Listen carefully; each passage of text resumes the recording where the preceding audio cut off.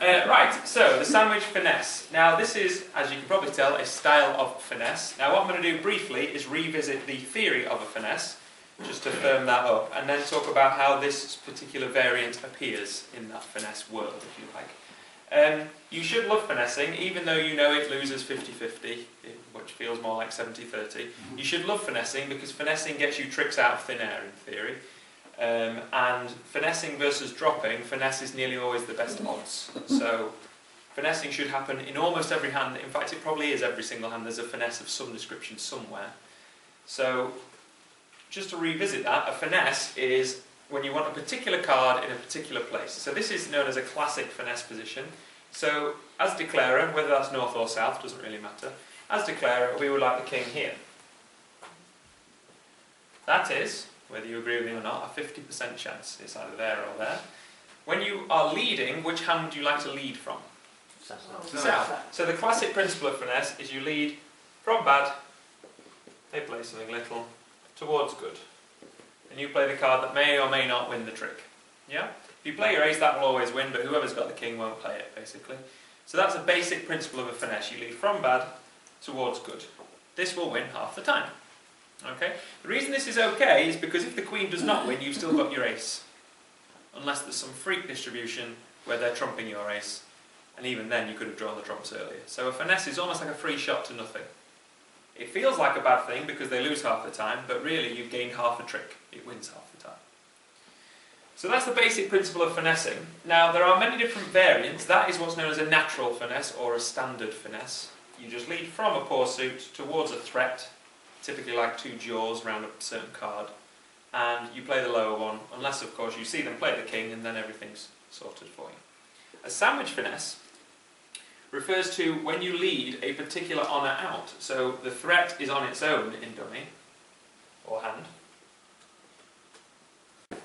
So a sandwich finesse is the same principle, but instead of the threat being, well, one of the threats is here, your big card, the ace in this instance.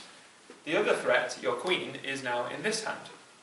So instead of leading a little card towards your ace-queen, you are leading a big card in the hope that if they play their big card on your big card, you can still squash it, so you're still establishing something. Now you will notice I've sneakily, or not so very sneakily, improved our suit. Because now, instead of just queen, we've got queen and jack and 10. Okay? The reason this is necessary is because in the first example, when I was leading a little card, if they played their king, they were playing it on fresh air. You play a 2, they're playing their king, that would be a silly move from them. When you lead an honour out, when they play their king on your honour, they are actually achieving something there because they're killing one of your honours. So a sandwich finesse is you've got two threats, the bread, if you like, and you've got a card that you care about in the middle. So you lead an honour out, they cover it with the king or not. If they don't cover it, you let it ride. If they do cover it, you kill it with your ace. And then you've established these two cards. Now notice, for the sandwich finesse, you need to be establishing something. So you need a better suit. This is because you're having to lead an honour out in first seat, whereas before we could lead a little baby one out.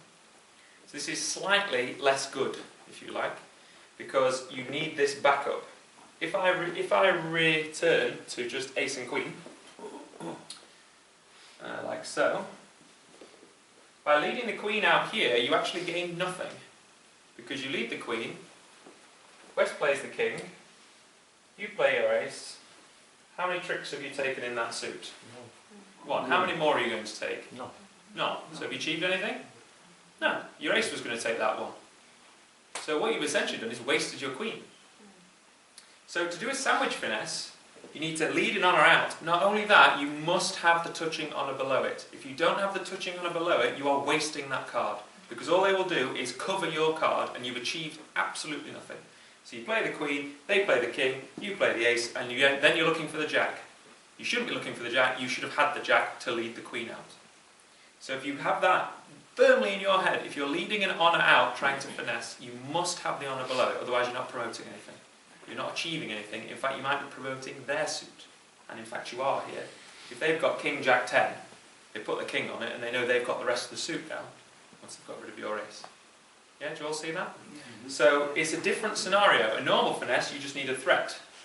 Sandwich finesse, you need a threat and the backup. You've got to have the stuffing, you like. A lot of food references. So in this scenario, what I would do instead, with Queen XX, if you're interested, I would then play a small one to the ace. And maybe if it were my birthday and Christmas all in one, someone might play a singleton king, but not really. And then lead a low one back, hoping the king is now here to make my queen. Notice, missing the king and jack and 10, you can't avoid a loser. But by leading the queen out, you would be wasting the queen. So you lead low towards this, low back to the queen in the hope to make it, if you're interested. That is not a sandwich finesse, because you're not sandwiching anything. Okay, do you all see the difference there? Yeah.